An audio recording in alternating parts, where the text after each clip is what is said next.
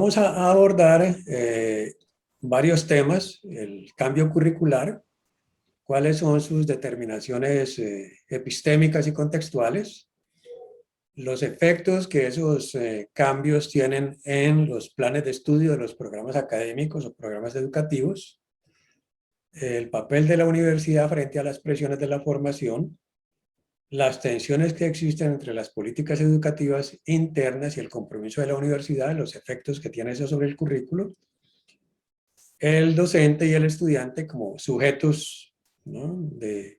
Como sujetos institucionales, podríamos denominarlos, y algunos elementos para pensar la formación en el siglo XXI. ¿Sigue?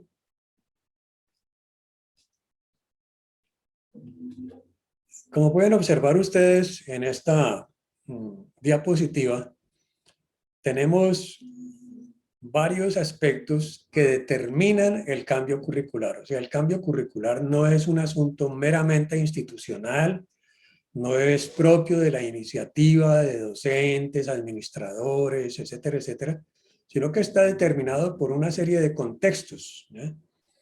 Sobre todo cuando se trata de programas educativos que conducen a formar profesionales para el entorno social, ¿eh? Esos contextos son el contexto socioproductivo, que bien saben ustedes, pues con los efectos de la globalización ha surgido profundas transformaciones.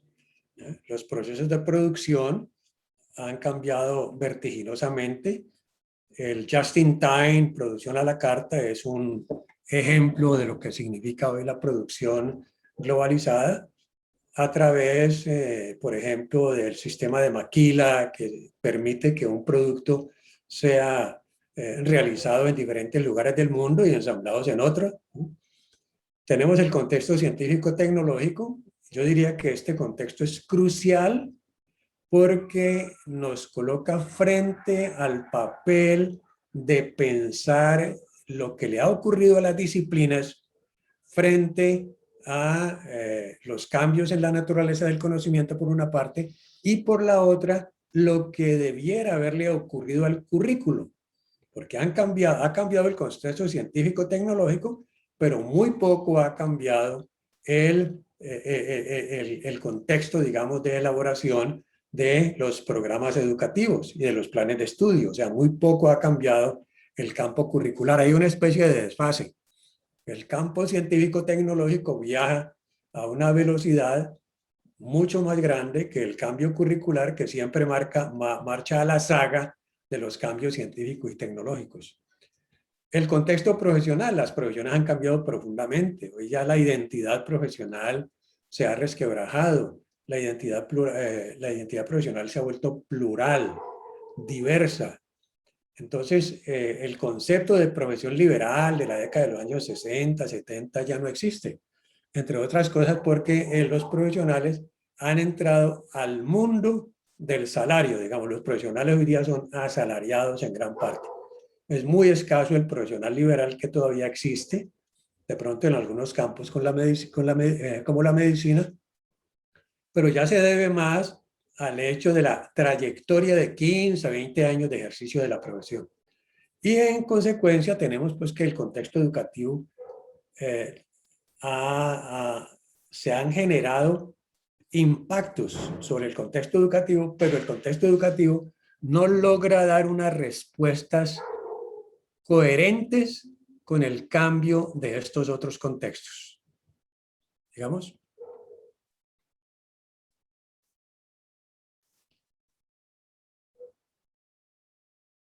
Si miramos, por ejemplo, el contexto científico-tecnológico, vamos a observar que la flexibilidad se ha convertido en un principio crucial en la producción del conocimiento. ¿Por qué? Porque se han transformado profundamente los límites entre las disciplinas. Y eso ha dado origen a la interdisciplinariedad, a la transdisciplinariedad y sobre todo a la producción discursiva híbrida. Ha colapsado, digamos, el discurso disciplinario y hoy día encontramos en las disciplinas grandes desarrollos de la textualidad, grandes desarrollos del discurso, O sea, discursos híbridos que uno no reconoce, en los cuales uno no reconoce una identidad propiamente disciplinaria, sino una hibridez de discursos que son fundamentales para la comprensión de los eventos sociales o que son fundamentales para la explicación de los eventos científicos o tecnológicos. Eso ha dado lugar, digamos, a un fenómeno muy importante que se denomina transversalidad. O sea, hay una relación muy estrecha entre transdisciplinariedad y transversalidad. Podríamos decir que la transdisciplinariedad se ocupa de el debilitamiento, del dibujamiento total de los límites entre las disciplinas, y la transversalidad se ocupa de ese desdibujamiento de la especificidad de el desarrollo de un problema, de la solución de un problema. Entonces, hoy día los problemas son transversales. Pensemos, por ejemplo, en el calentamiento global, ese es un problema transversal. Pensemos en los problemas del medio ambiente, en los problemas de la desnutrición, en los problemas de las políticas, digamos, internacionales. Esos son problemas transversales que hoy día están al orden del día. El problema del género, por ejemplo, es un problema crucial, ¿ya?, que se estudia transversalmente y en el cual intervienen para su estudio las disciplinas, pero ya no las disciplinas aisladas, ya no la multidisciplinariedad, sino esa hibridez discursiva. O sea, los textos, por ejemplo, que se escriben en el campo del feminismo, ¿ya?, o de las teorías queer, esos textos no reconocen una identidad disciplinaria. No se dice que son psicología, no se dice que son sociología, no, son textos híbridos. Entonces, por eso, tanto el conocimiento como las tecnologías en el siglo XXI van de la mano, han transformado profundamente la naturaleza del conocimiento, pero la universidad pareciera que permanece en la Edad Media, ¿no?, o en el siglo XIX, trabajando todavía exclusivamente desde el conocimiento disciplinario. Y creo que eso requiere no solo una reflexión, sino una crítica profunda y sobre todo una transformación. Sigamos, Carla.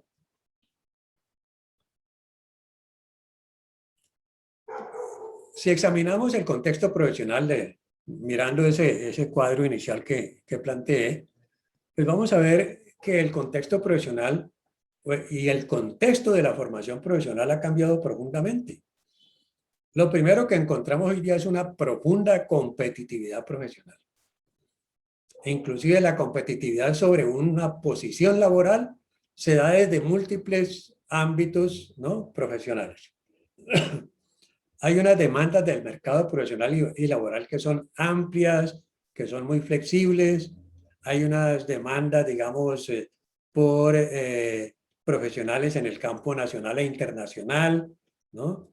Hay una movilidad profunda de las profesiones. Los sociólogos dicen que en la vida profesional hoy día se cambia hasta 4 y 5 veces de profesión y hasta 6 y 7 veces de ocupación. Eso nos está indicando la movilidad tremenda, no solo nacional, sino internacional, de los profesionales. Ha conllevado todo esto, digamos, el que aparezca un nuevo concepto en la vida educativa de los sujetos, y es el emprendimiento. ¿Frente a qué? Frente a la precariedad del mercado laboral. O sea, uno diría que, como se dice en España, el paro laboral, ¿no? Uno diría que el paro laboral ha conducido a generar iniciativas personales, creativas, innovadoras. El mejor ejemplo lo hemos visto ahora en toda esta contingencia, donde el despido de los trabajadores, el cese de las empresas, el cierre del comercio, obligó a muchos desempleados a generar iniciativas propias para poder subsistir, para poder sobrevivir a este periodo de pandemia que ha tenido un impacto profundo sobre la economía, ¿no? La pérdida, digamos, de empresas, el cierre de empresas, el despido de trabajadores, pues ha conducido a que ese contexto laboral se haya vuelto precario, y frente a eso, digamos, aparezcan iniciativas de todo tipo individuales o grupales. Entonces, el contexto de las profesiones es un contexto tremendamente cambiante. Yo quiero ilustrar el ejemplo de Colombia, más o menos hasta finales de la década de los años 90, la medicina era considerada una profesión de un alto estatus, de mucho estatus. Y el profesional de la medicina era un profesional liberal. Con el cambio del régimen de salud en Colombia, se comenzó a deteriorar el ejercicio de la profesión y el profesional de la medicina, el médico, se volvió un asalariado que empezó a trabajar por contratos, ¿no? Por horas en una institución de salud, en otra institución de salud, en otra institución de salud, hasta convertirse en una especie de médico taxi que va de institución en institución para poder pues, tener un cierto ingreso respetable, digamos. Entonces, ese contexto profesional no es el mismo que está promoviendo la formación profesional en las universidades. Ese es un aspecto que tenemos que pensar antes de examinar el cambio curricular de los programas. O sea, ¿qué es lo que queremos con ese cambio profesional? Sigamos, Carla. Entonces, en ese escenario profesional, observen ustedes, o sea, ¿cuáles son los aspectos contextuales que están determinando el ejercicio de la profesión? O sea, ¿qué aspectos están determinando el que haya mayor énfasis en ciertas profesiones, en ciertos escenarios ocupacionales? ¿Por qué se requiere un nuevo perfil de ese profesional? Mucho más flexible, mucho más abierto, mucho más genérico. ¿Cuál es el tipo de competencia, digamos, ahora que se habla tanto del discurso de las competencias? ¿Cuáles son esas competencias que se requieren, ¿no? Para que ese perfil sea mucho más flexible, mucho más abierto? Y como dice allí, o sea, ¿qué conocimientos? O sea, ya no es 30, 40, 50 materias, sino cuáles son los conocimientos relevantes, cuáles son las competencias necesarias, cuáles son las actitudes, por ejemplo, y los valores que van a permitir a ese profesional interactuar, innovar, ser creativo, ¿no? Una de las exigencias, por ejemplo, que plantean hoy día las empresas es eh, el trabajo a presión, ¿eh? El trabajo a presión, inclusive en la universidad, cuando contratan a los profesionales en la universidad privada, le preguntan, ¿usted tiene capacidad de trabajar bajo presión? Entonces miren ustedes cómo el perfil ya no es ese perfil liberal, ¿no? De que yo egreso de la universidad y ya pues puedo montar mi consultorio, puedo montar mi oficina de asesorías, etcétera, etcétera, ¿no? Ahora ese perfil tiene que cambiar por fuerza de las circunstancias históricas. Sigamos, Carla.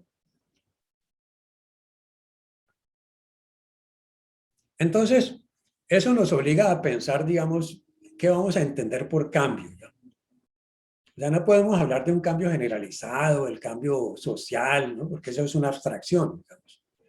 O sea, qué prácticas culturales, qué prácticas sociales, qué prácticas económicas, qué prácticas educativas se están presentando hoy, digamos, en la sociedad para poder trasladar algunos de esos aspectos al cambio curricular.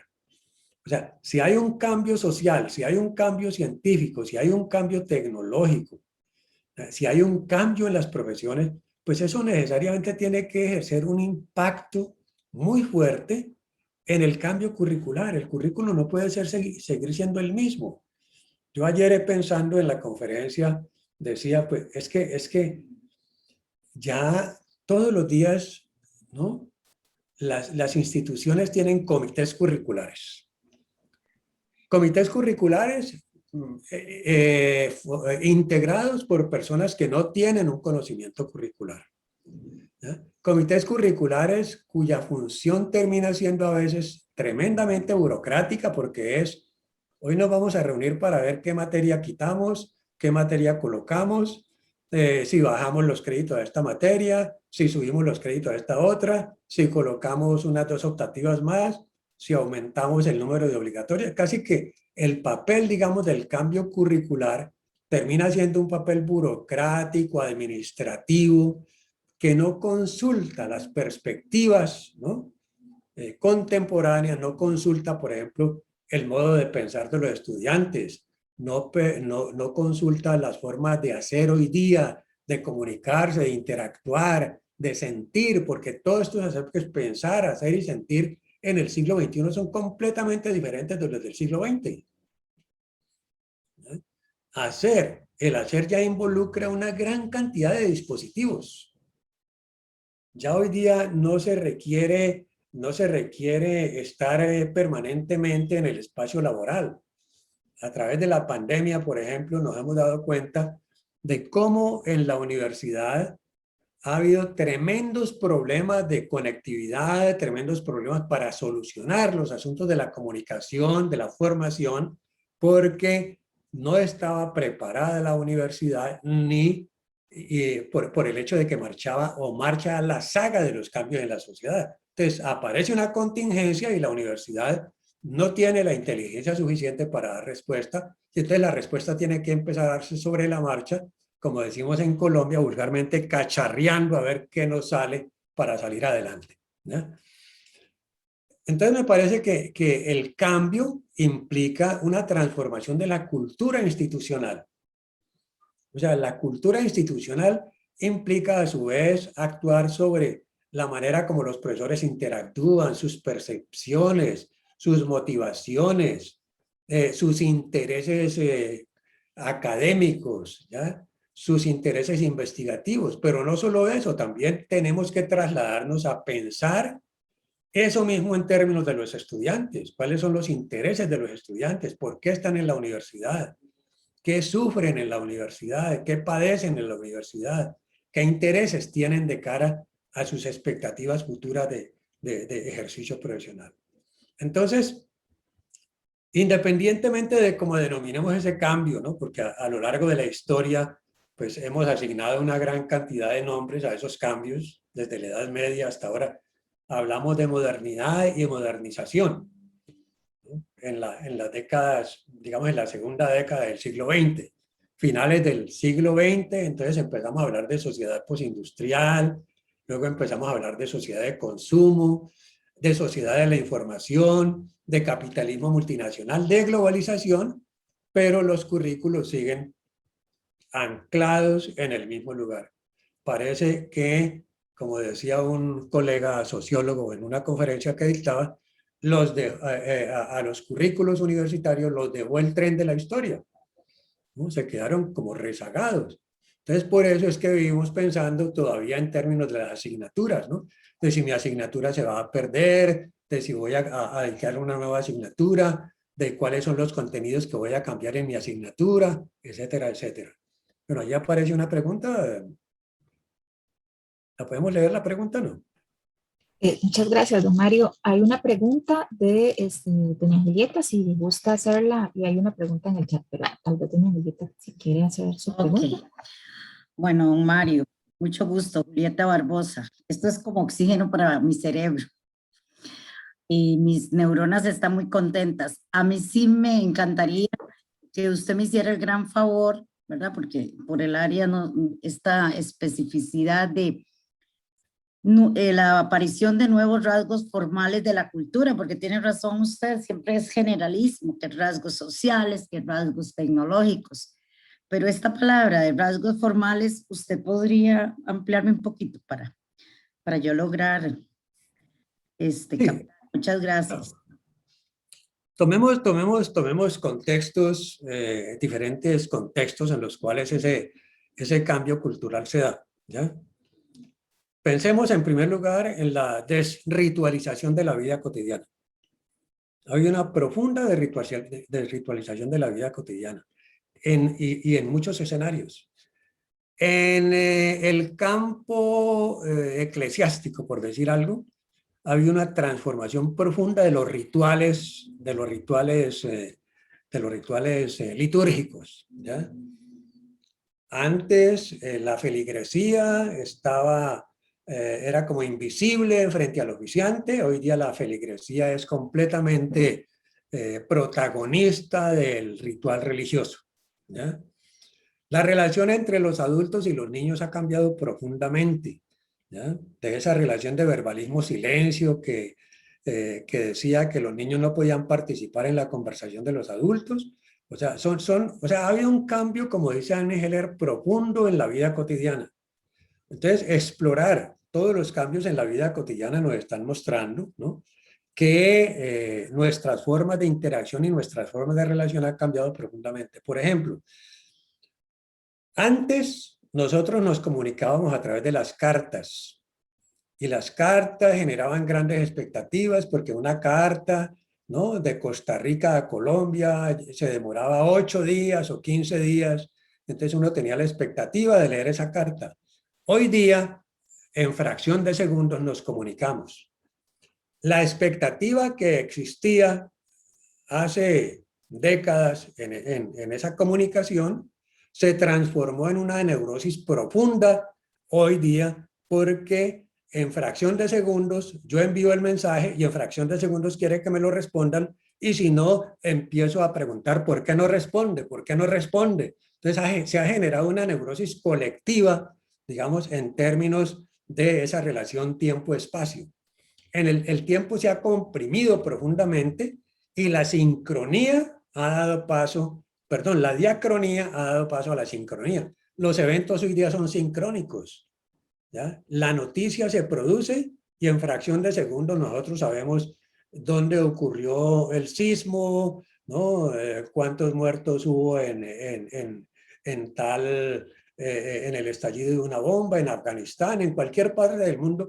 O sea, la historia la vivimos, observe, profesora, la historia la vivimos sincrónicamente. O sea, la historia la estamos viviendo hoy día como un espectáculo, ¿no? El noticiero da la noticia de la historia y luego pasa al comercial de papitas fritas, ¿ya? Entonces, miren ustedes cómo en estos procesos la historia se ha convertido en una especie de espectáculo. Baudrillard dice muy claramente en relación con eso: ya uno no ve la televisión, sino que es la televisión la que lo ve a uno, ¿ya? O sea, se han invertido esos aspectos culturales, por una parte.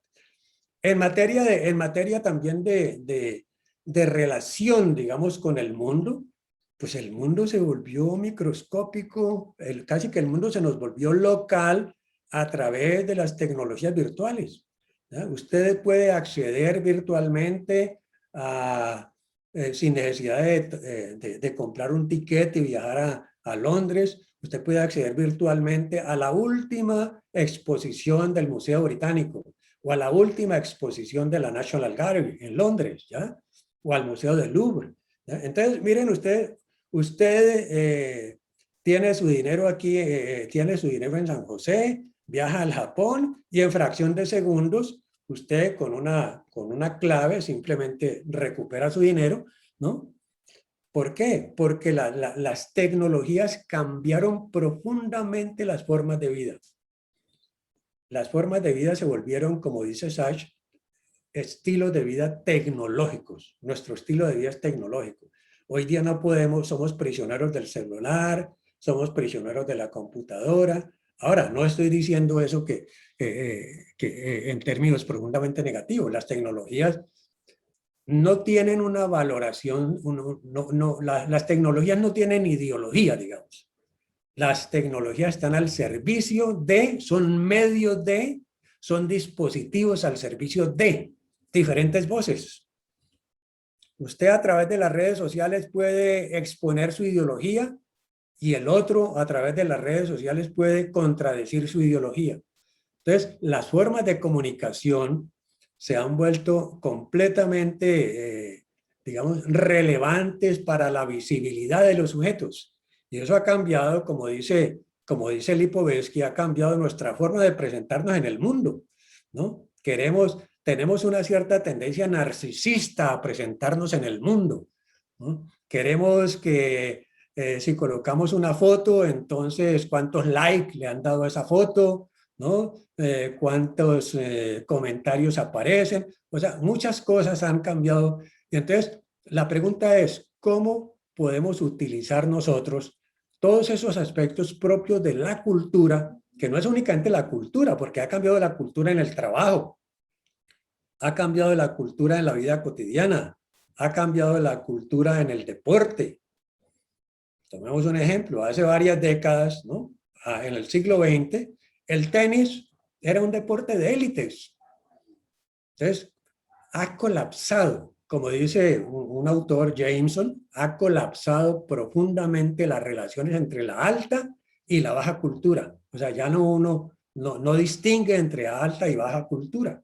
Entonces, esas condiciones, digamos, de la alta cultura que eran propias de la élite, se volvieron propias de las culturas de masas, y en la posmodernidad del siglo XXI, pues están abiertas a todo tipo de mercado. Entonces la cultura entró a convertirse en una especie de mercado susceptible de ser consumido en virtud de las condiciones socioeconómicas de cada cual.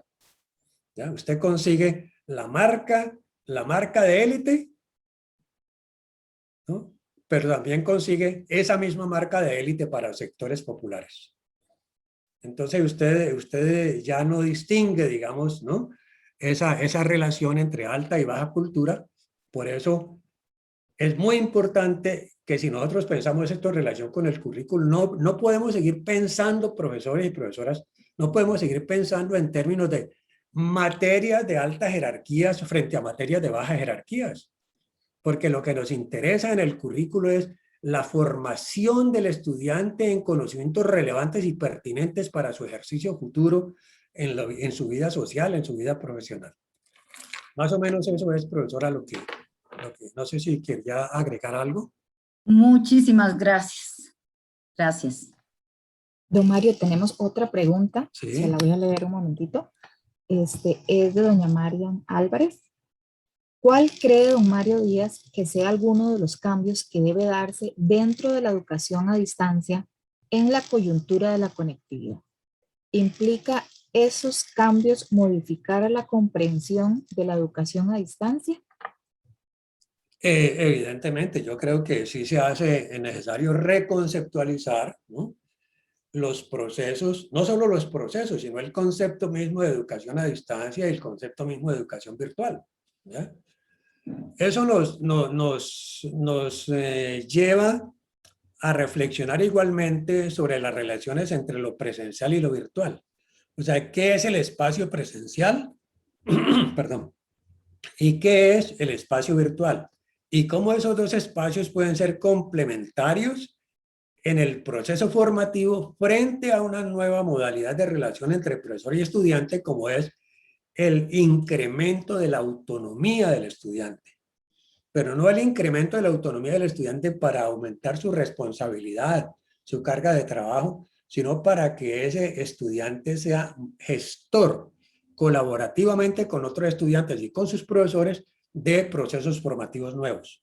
¿Ya? ¿Por qué? Porque generalmente estamos acostumbrados a vivir la educación tanto presencial como a distancia como un evento particular, individual y específico de cada estudiante.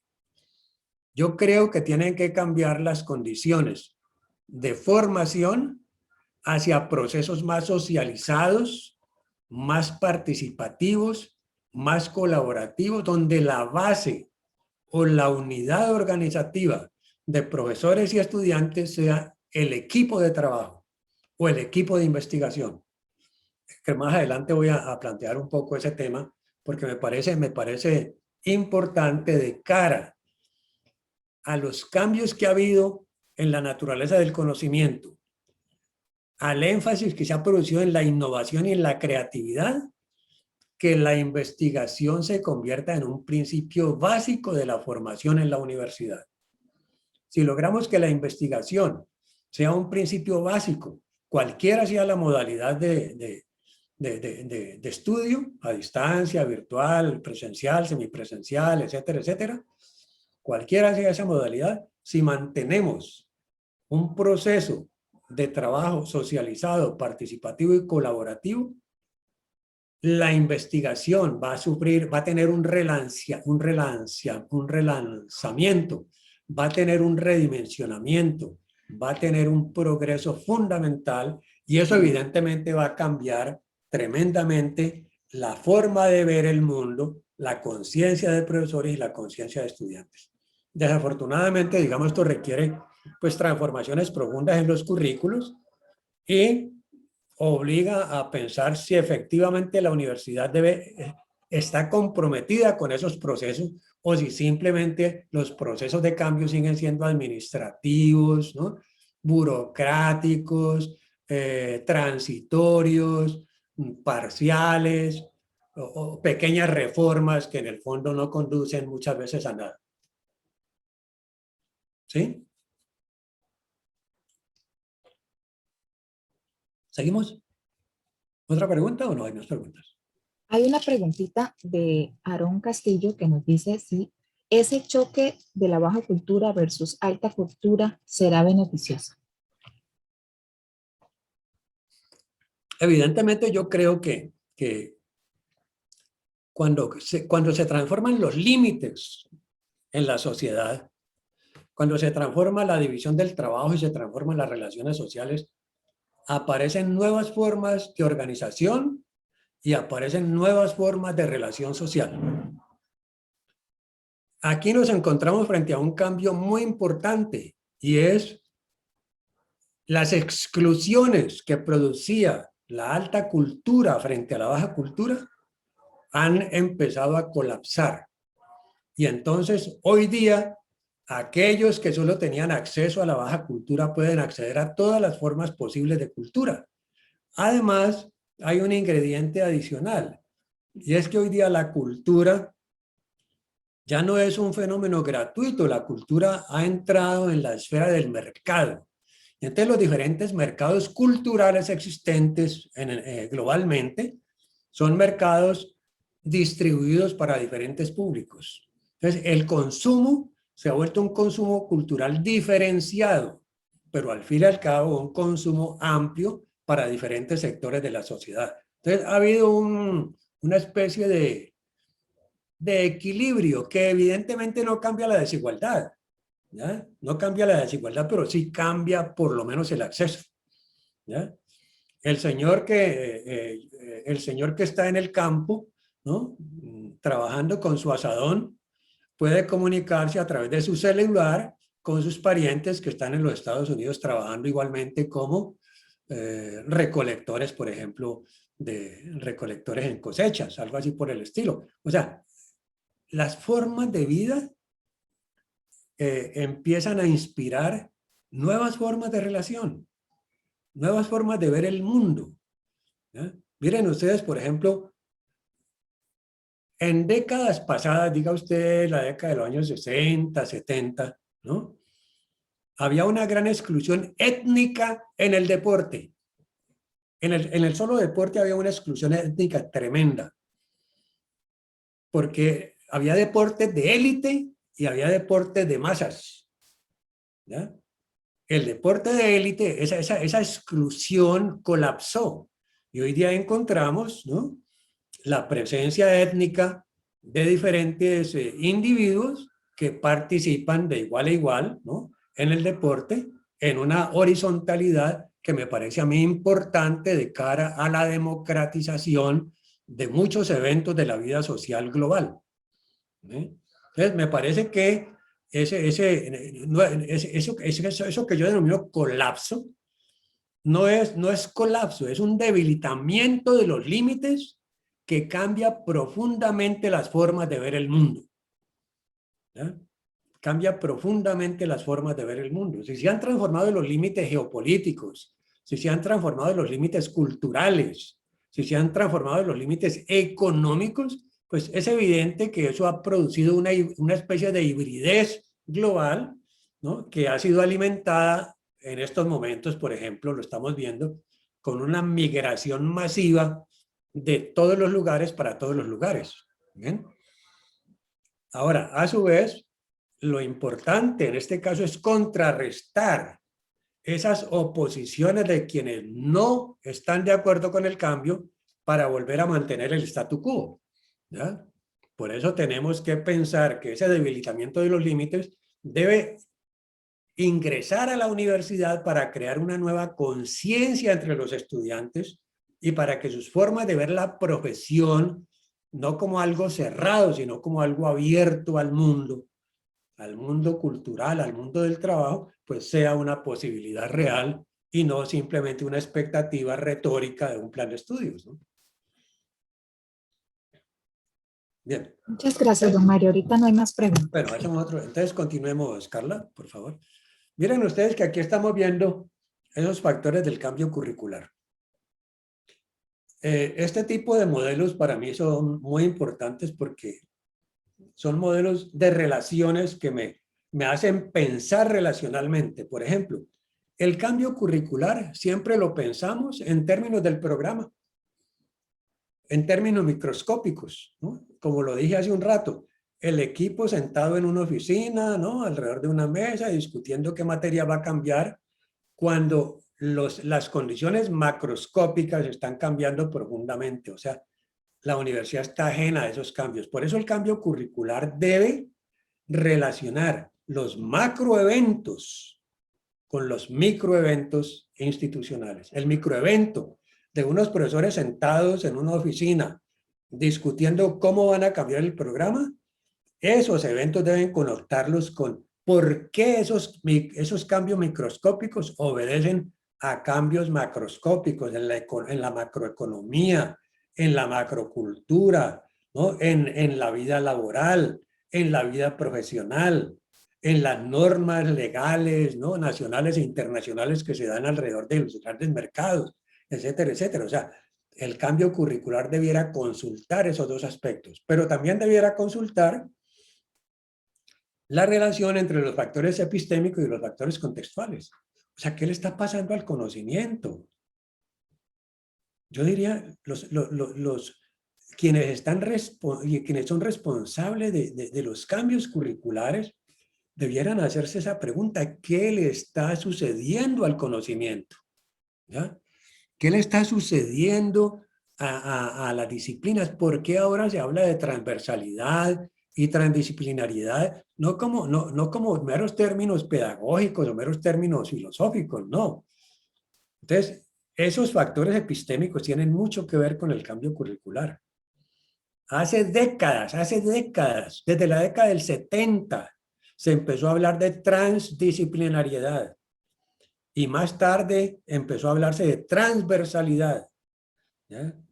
Hoy día esos términos empiezan a utilizarse alrededor de currículos, de microexperiencias curriculares, como por ejemplo cuando se habla del currículo rizomático, ¿no? Parece que fuera una innovación de una institución, pero no se comprende el concepto de rizoma como un concepto clave para entender la relación horizontal que se produce en la sociedad. ¿Ya? Entonces, yo creo que uno de los aspectos básicos es aprender a relacionar conceptos, aprender a comprender las relaciones estructurales, a veces jerárquicas o a veces autónomas entre los conceptos. Lo mismo sucede cuando examinamos los factores contextuales. ¿Qué está pasando en términos contextuales en la economía? ¿No? ¿Qué está pasando en términos del trabajo? ¿Por qué las empresas hoy día exigen otro tipo de profesional? ¿Por qué hablan de un profesional flexible? ¿Ya? ¿Por qué se habla de creatividad e innovación en la empresa? ¿Qué significa el trabajo en equipo en la empresa? Porque es que nosotros alimentamos el trabajo en equipo en el aula, ¿no? Vamos a trabajar en equipo, pero eso es una especie de contingencia, de coyuntura que hace el profesor a veces para distraer a los estudiantes, pero no entiende que el trabajo en equipo en la universidad es diferente del trabajo en equipo en el mundo profesional.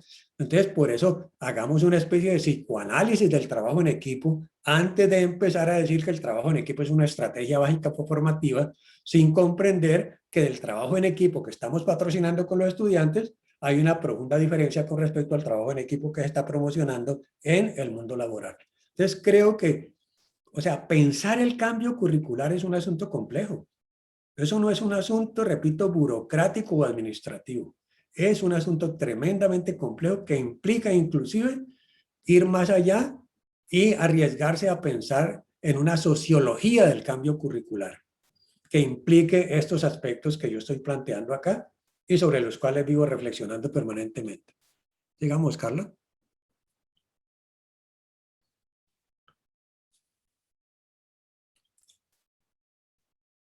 Miren ustedes que dice Hoyle. No, atrás, atrás. Atrás, Carla, es que te adelantaste.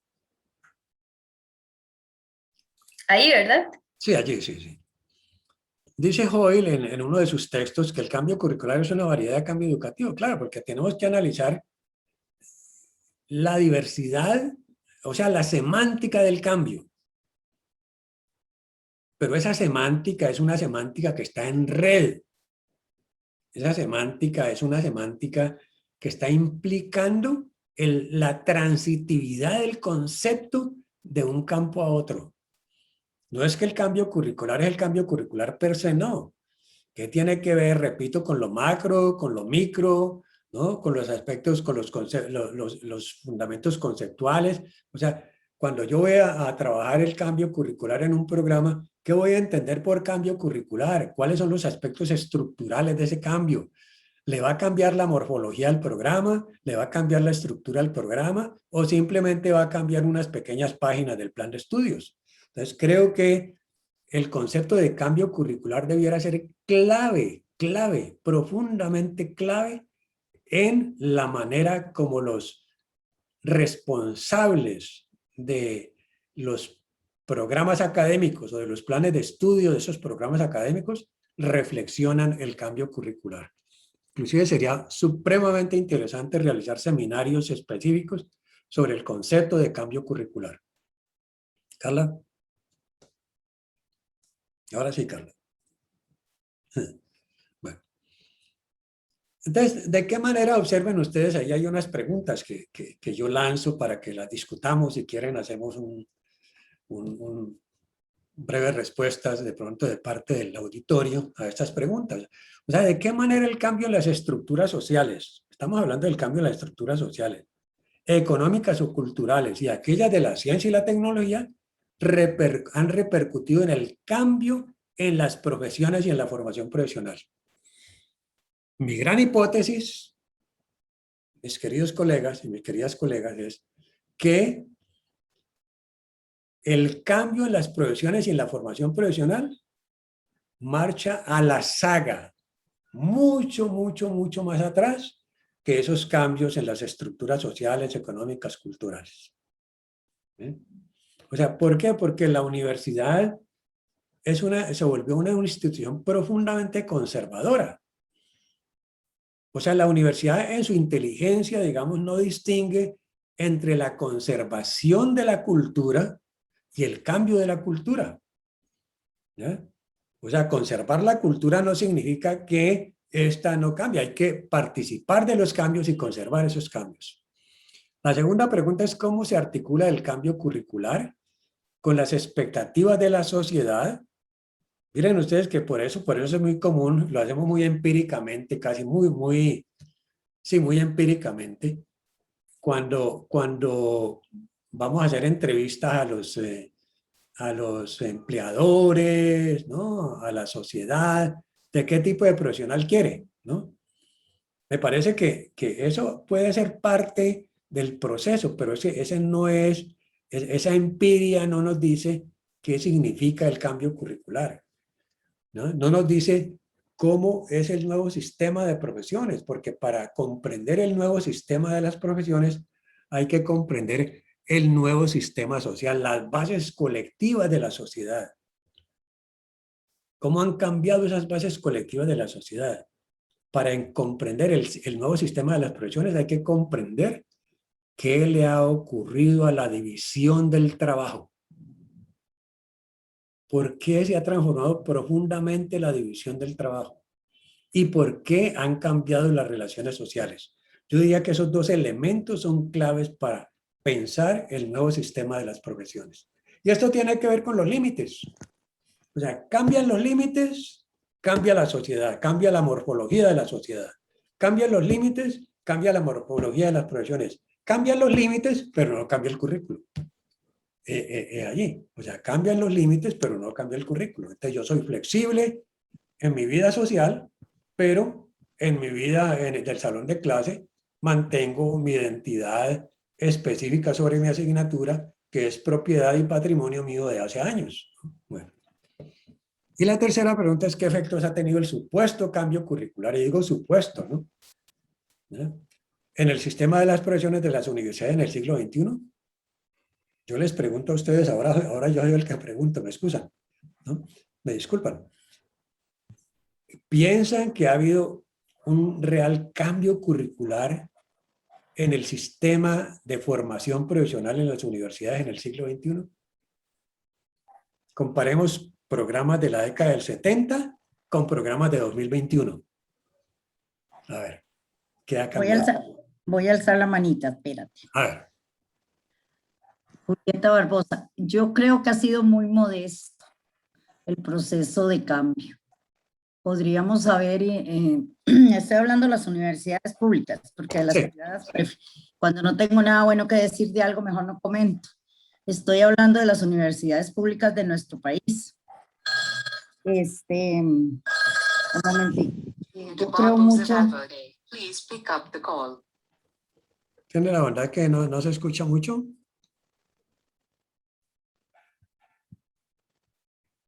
¿Qué sucedió? Doña Julieta tiene el micrófono silenciado. Perdón. Es que me entró una llamada. Tal vez le damos el pase a don Jesús y después Dele el pase y y me dan a mi por favor. don Jesús, adelante. No, disculpen, fue un error.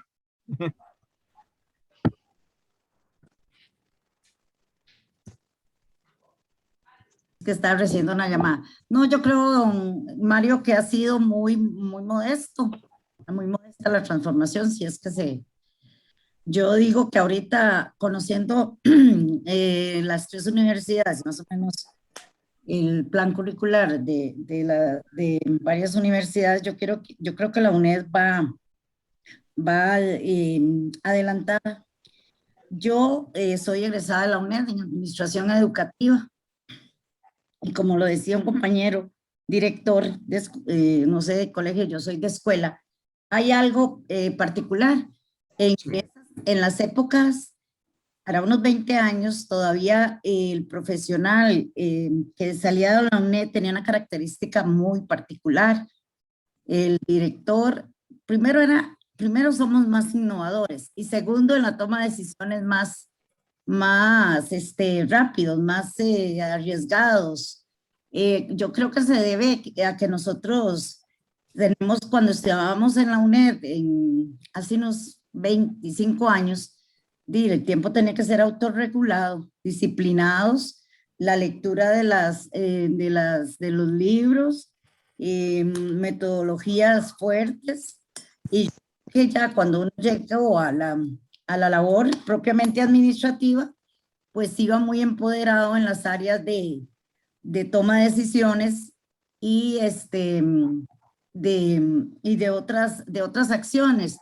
Es también, como decía yo hace un rato, el Ministerio de Educación Pública, mayor empleador de todos los educadores y el área educativa de este país, todavía tiene un sistema de contratación que yo pienso que las universidades, si vamos a hacer cambios curriculares, si vamos a hacer transformaciones, si vamos a invertir tanto estructuralmente, económicamente y cognitivamente en lo que estos compañeros de la carrera, don Olman,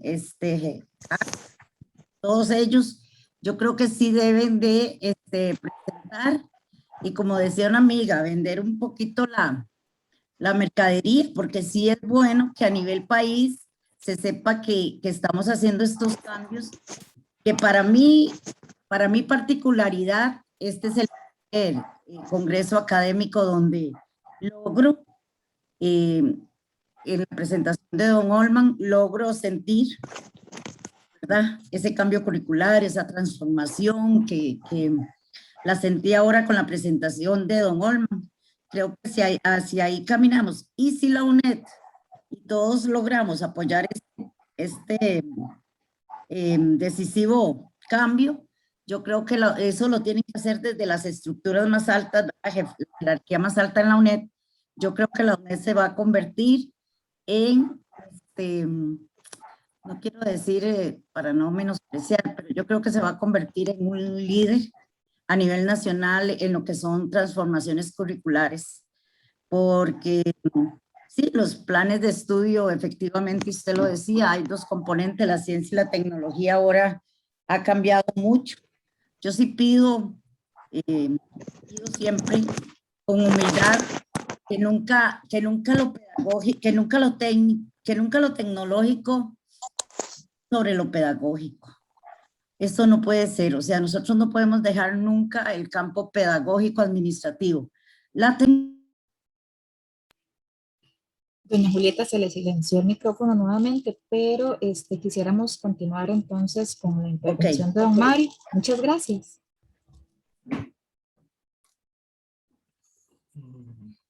Hazel, ¿hay otra intervención? No. Hay una pregunta, pero... Me silenciaron el micrófono. No es que yo lo silencié, me lo silenciaron. Ah, disculpe, Silvia, eso sí, no fui yo. Pero sí, es que para continuar, hay una pregunta, no sé si la leemos, don Mario. Sí, claro, claro. De Norman Naranjo nos dice lo siguiente: el cambio curricular debe integrar ideas, necesidades, pensamientos y de todos los actores de toda estructura educativa. El currículum se construye de manera integral y no impuesto. ¿Cómo lograr cambios significativos cuando las decisiones están en un grupo minoritario?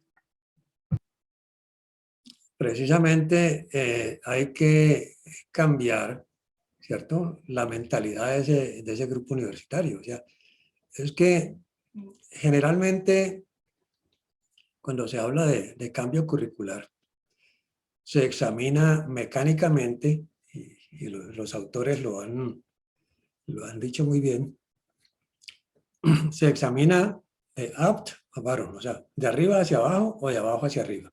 Esos son como los dos grandes modelos, pero son unos modelos mecánicos, ¿ya? ¿Qué significa el cambio de abajo hacia arriba o qué significa el cambio de arriba hacia abajo? Cuando hablamos de esa relación de esa relación jerárquica, tenemos que pensar que el debilitamiento de los límites produce una transformación de las jerarquías explícitas. Debilita las jerarquías y crea una horizontalidad en los procesos dialógicos y una horizontalidad en la organización del trabajo. Entonces tenemos que, si hablamos de cambio curricular en la universidad, no es únicamente de quién va a hacer qué, sino cómo se van a transformar las estructuras organizativas de quienes son responsables de ese cambio y cuál es el tipo de vinculación de otros actores para hacer más incluyente el proceso. Creo que aquí no solo hay que plantearse la manera como se producen las relaciones verticales, sino también la manera como se generan nuevas relaciones horizontales y se transforman esas relaciones verticales para que el cambio curricular realmente sea lo que he venido haciendo, lo que he venido diciendo, perdón, socializado, participativo, colaborativo, y yo le agrego una palabra más: incluyente. Incluyente, no un proceso excluyente de una comisión que elabora un programa o una comisión que elabora unos lineamientos, porque eso hace parte de las exclusiones administrativas, no solo del mundo académico, sino del mundo curricular. ¿Seguimos? Hay otra preguntita, no sé si se la leo. Bueno, otra pregunta. Sí, la última y seguimos. ¿Cómo se puede trabajar una arquitectura curricular que responda a las premisas de este cambio que usted nos plantea y que beneficie al estudiante para que logre generar esas conexiones entre las diferentes disciplinas? Una pregunta de Adrián Solano. Muchas gracias.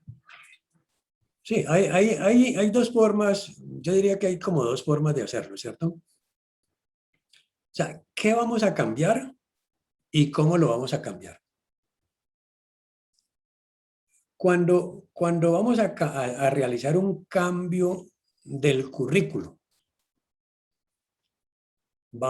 tenemos que pensar dos aspectos. O vamos a hacer una pequeña reforma de ese currículo, o vamos a cambiar la estructura de ese currículo. Entonces, no es lo mismo una reforma curricular que un cambio curricular estructural. Generalmente, en las universidades, y ustedes lo saben muy bien, los expertos en este asunto allá en la UNED, ¿cierto? Que la reforma curricular, en esas reformas curriculares cambia, algo muy poquito cambia. Y eso que cambia, ¿no?, está afectado por lo que no cambia, o sea, porque unas cosas cambian y otras no cambian. Tomemos un ejemplo sencillo. Se realiza una gran discusión que a veces lleva un semestre, un año, ¿no?, de si la universidad debe aumentar el número de optativas o electivas, no sé cómo la llaman en la UNED, optativas o electivas. Y en esa discusión se la pasa el profesorado discutiendo, ¿no? ¿Ya? Cuando el programa tiene unas 3 o 4 electivas y la gran propuesta de cambio es aumentar 2 electivas. Si usted examina eso de cara a un programa que tiene 55 asignaturas, ¿cuántas son obligatorias? Son obligatorias 49 y ahora se aumentaron a 6, se aumentaron 2 más y quedan 6 selectivas. Entonces miren ustedes que se mantiene en esos límites rígidos entre lo obligatorio y lo electivo, de tal forma que se habla de una supuesta flexibilidad del programa porque tiene 6 optativas o 6 selectivas. ¿Ven? Entonces creo que hay necesidad de pensar, digamos, qué significa el cambio curricular en términos estructurales, no en términos instrumentales, en términos operativos, como los denomina una maestra de la Universidad Autónoma de Saltillo, cambios operativos, ¿ya? Esos términos operativos, sí, algo se quita y algo entra al currículo. Segundo, vamos a discutir la disminución de horas en el programa, ¿no? Resulta que empieza una gran polémica y una gran resistencia de los profesores porque le van a quitar 2 o 3 horas a las materias y la intensidad semanal, que es de 42 horas, la vamos a bajar a 40 o a 38. ¿Ya? Esos son cambios meramente formales que no afectan la estructura del programa. ¿Cuándo piensan los profesores o cuándo el comité va a arriesgarse a decir vamos a realizar un cambio estructural incorporando, desestructurando ciertas asignaturas, aunque así sea parcial, digamos, aceptaría en gracia de discusión eso? Vamos a cambiar mitad del programa, va a ser trabajo con base en la investigación y mitad del programa va a ser con base en asignaturas. Ese es un cambio que genera ya una cierta conmoción en el profesorado porque nadie quiere investigar. Todo el mundo está alinderado en su asignatura y quiere trabajar dentro de su asignatura, quiere investigar dentro de su asignatura. Entonces, ese cambio curricular es un cambio formal. Es exactamente lo que ocurre, por ejemplo, miren ustedes, en la cotidianidad nuestra nosotros decimos voy a hacerle una reforma a mi casa, ¿cierto? Y entonces coloco una ventana, ¿no? Y luego para que entre mejor el aire, para que entre mejor luz, luego le hago una pequeña reforma en la cocina, pero la estructura es igual, ¿ya? Otra cosa es si alguien dice voy a hacer una reestructuración en la arquitectura de mi casa para que haya más visibilidad, para que podamos vernos todos igualmente, para que haya confluencia del espacio, para que los espacios privados se vuelvan espacios colectivos. Esa es una reestructuración, ¿ya? O podría ser una micro reestructuración cuando dos profesores deciden, vamos a, en lugar de la asignatura A y la asignatura B, entonces vamos a crear una investigación entre los dos, ¿no? Y vamos a trabajar esa investigación colectivamente con los estudiantes.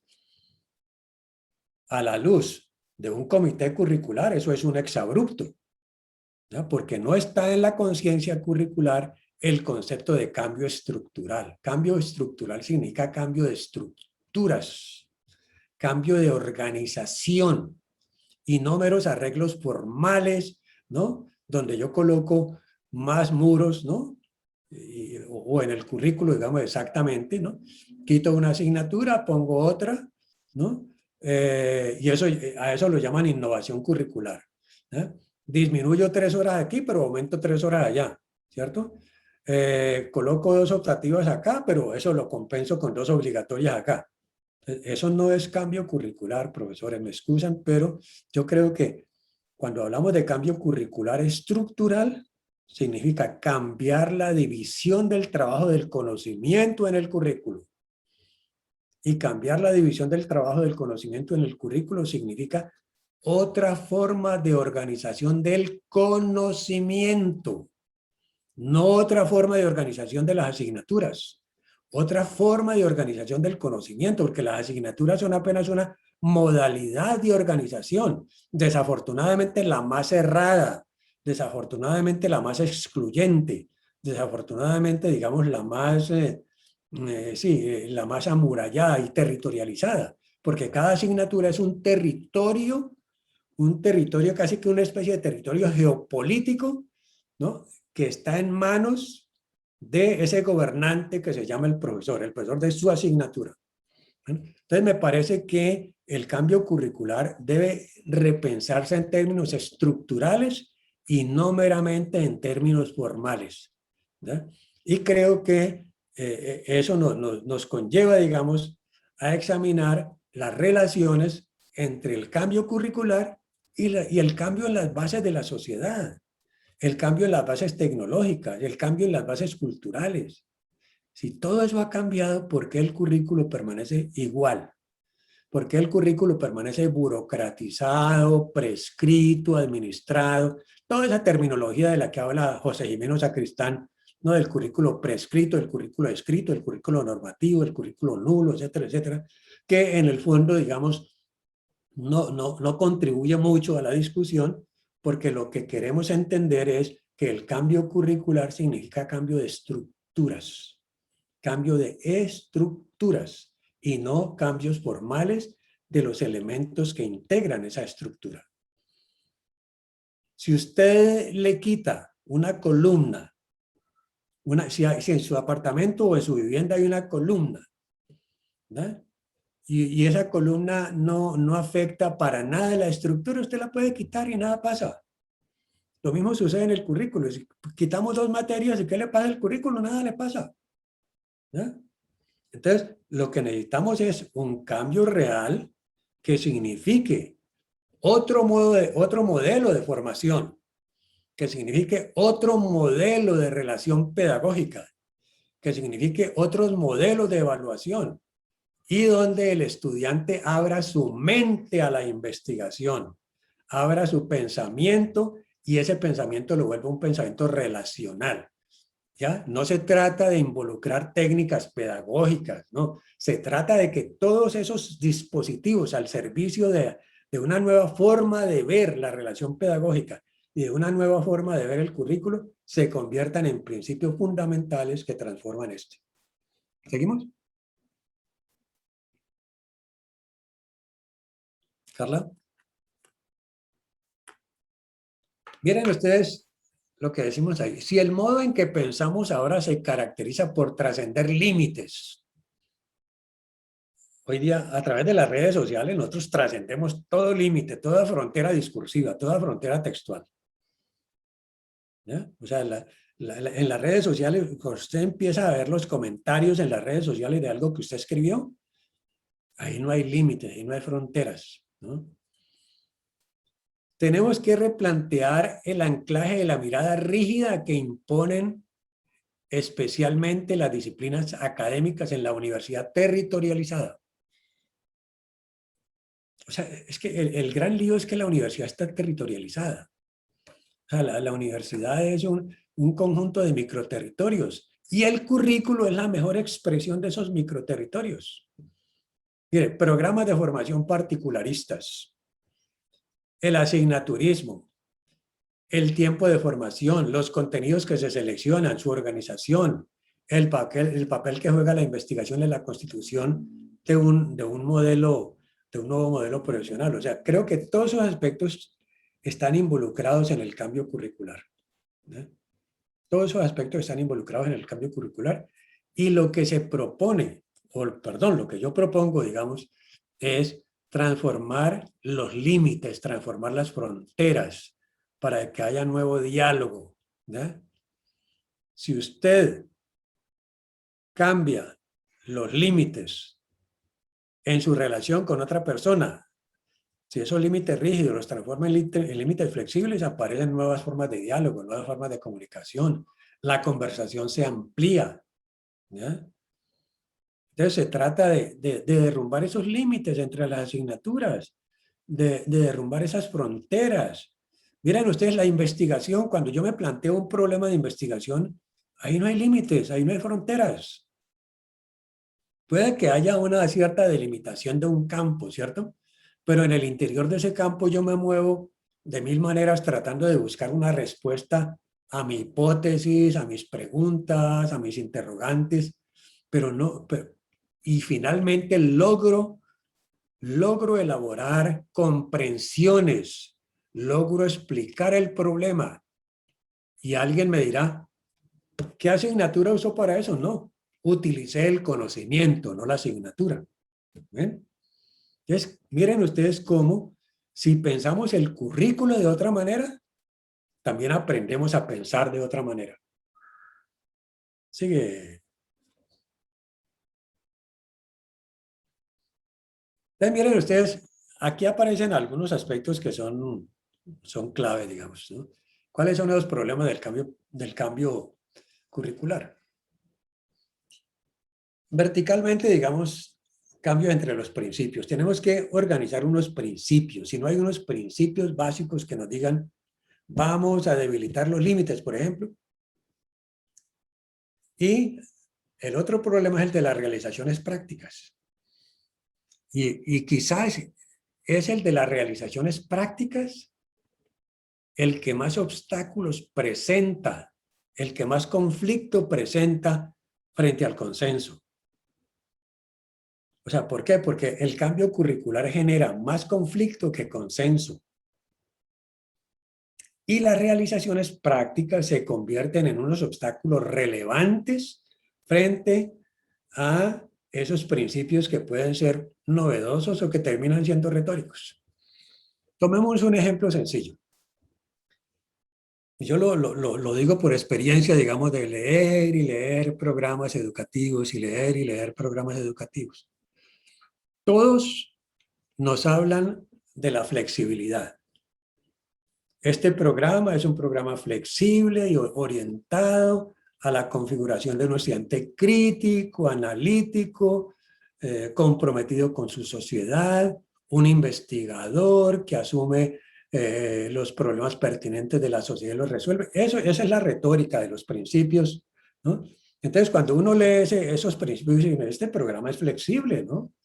Tenemos flexibilidad, vamos a tener que... Ya entonces resulta que la flexibilidad en los principios se reduce a créditos, optativas, como leía en estos días en un programa. ¿Qué programa leía? Que decían que habían hecho una gran innovación curricular porque habían agregado 2 optativas. No recuerdo en qué programa de qué país. 2 optativas y ya eso era un gran avance, ¿no? 2 optativas frente a 40 obligatorias, ¿ya? Que el programa es flexible o semiflexible o muy flexible, que el estudiante es protagonista de su propio aprendizaje, ¿no? Y el programa sigue anclado en asignaturas que dicta un profesor y el estudiante es protagonista de su aprendizaje. Entonces miren ustedes que hay cierta, no me gusta el término, pero lo tengo que decir, hay cierta esquizofrenia entre los principios y las realizaciones. O sea, el programa aparentemente es novedoso. Yo he leído cantidad de programas que son novedosísimos en la retórica, ¿no? Pero cuando el programa plantea los mismos aspectos prácticos, resulta, digo yo, bueno, era un programa novedosísimo en los principios, ¿y por qué tiene 55 asignaturas? ¿Por qué tiene 2 optativas? ¿Por qué tiene tantos créditos, no? ¿Por qué le aparecen extracurriculares obligatorias? ¿Por qué el inglés es obligatorio? Etcétera, etcétera. O sea, a eso termina reduciéndose esas realizaciones prácticas. Y esas realizaciones prácticas a su vez están muy del lado de la práctica pedagógica de los profesores, ¿ya? Entonces, generar consenso en un cambio curricular implica en primer lugar incluir a todos los miembros de la comunidad educativa en ese proceso de cambio curricular. O sea, significa desburocratizar el proceso, desjerarquizarlo. Porque primero está la gran comisión, ¿no? Los grandes sabios del currículo. Después de los sabios del currículo viene un comité. Después de ese comité viene un subcomité. Después de su subcomité viene el subcomité del subcomité. Y entonces termina siendo un asunto tremendamente burocrático, ¿no? Donde las alianzas burocráticas pues terminan generando a veces más conflictos que consensos y las realizaciones prácticas terminan tendiendo a cero muchas veces. Por eso dicen los sociólogos que el cambio curricular se hace para que nada cambie, ¿no? Así lo plantean los sociólogos del currículo, ¿no? Todo cambia para que nada cambie, todo permanece igual. Está inspirado en un principio que planteó Bourdieu en uno de sus textos, ¿no? Que decía todo cambia para que nada cambie. Sigamos, Carla.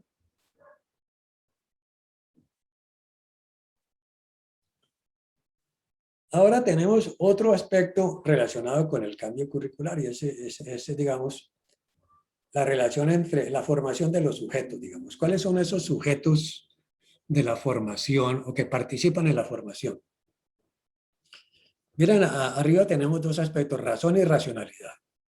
Generalmente el currículo responde a una teleología, el currículo responde a una racionalidad. Por eso todo currículo tiene propósitos, metas, logros que generalmente no se cumplen.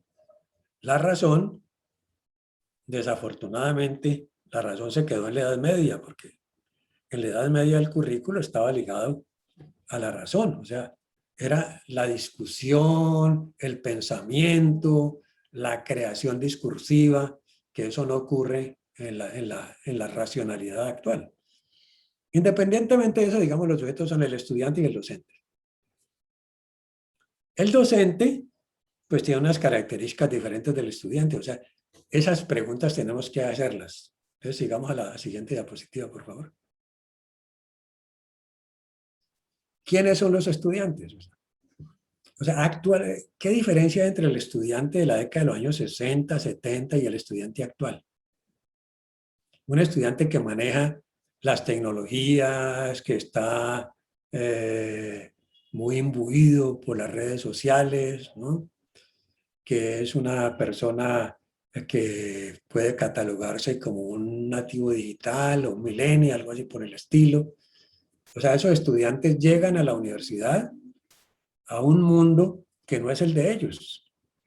Por eso la pregunta es, ¿qué significa ser estudiante hoy, en el siglo XXI, en agosto del siglo XXI, de 2021? ¿Ya?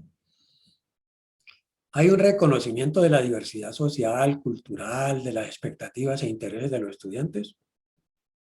¿Qué población accede hoy a la universidad? ¿Es el acceso un asunto democrático? Las universidades, generalmente la universidad pública se declara democrática. Pero a mí me parece que en cierta manera eso es un poquito retórico. Porque si la universidad pública fuera democrática, favorecería el acceso de todos por igual.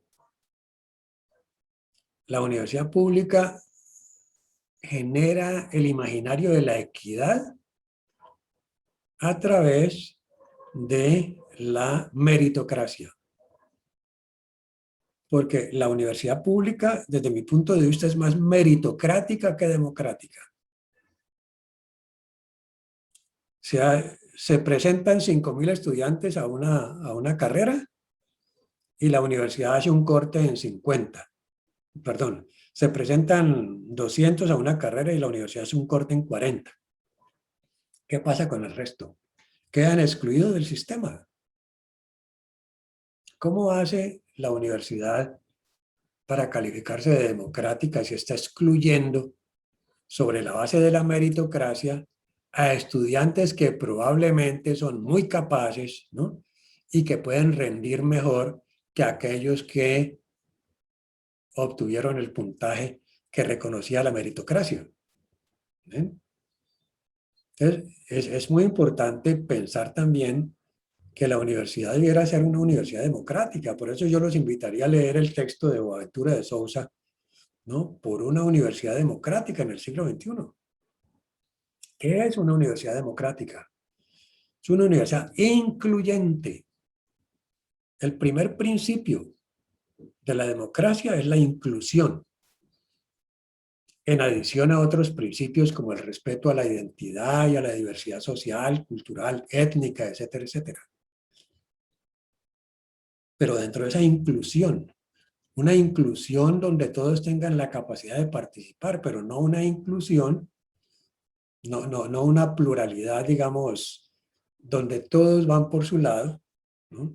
Sino una pluralidad en la cual haya transitividad, en la cual haya interacción, en la cual haya interdependencia. Eso es lo que se promueve. Y creo que antes de elaborar un currículo, debiera la universidad pensar muy bien sus estudiantes y no pensarlo burocráticamente bajo el concepto de perfil de ingreso, perfil de egreso. De pronto son términos necesarios, digamos, en el currículo, pero que cuando lleguemos a ellos, lleguemos sobre la base de que tenemos un conocimiento pleno de qué es lo que la universidad concibe como estudiante. ¿Qué es lo que la universidad concibe como estudiante a la luz de los cambios en las bases sociales? ¿Preguntas, Hazel? Tenemos dos comentarios y dos Sí. preguntas. Voy a leer primero los comentarios. Doña Katia Calderón nos comenta que en la UNED no es meritocracia, no es meritocracia, no es meritocrática, perdón. Y Marianela, bueno, aquí compartió un enlace para saber si este será el texto que usted está comentando de Sousa. Ahí tal vez después lo puede ver a ver si será el enlace. Y hay dos preguntitas de Mauricio Arias, que tal vez me parece que yo estoy comentando algo al respecto, pero tal vez podría ampliarlo un poquito. Dice, ¿cómo lograr esa inclusión o flexibilización si muchas veces se ven procesos de forma totalmente verticales? ¿Cómo lograr que las esferas altas comprendan esa necesidad de escuchar y apoyar el proceso? Esa realmente es una pregunta muy, muy interesante, porque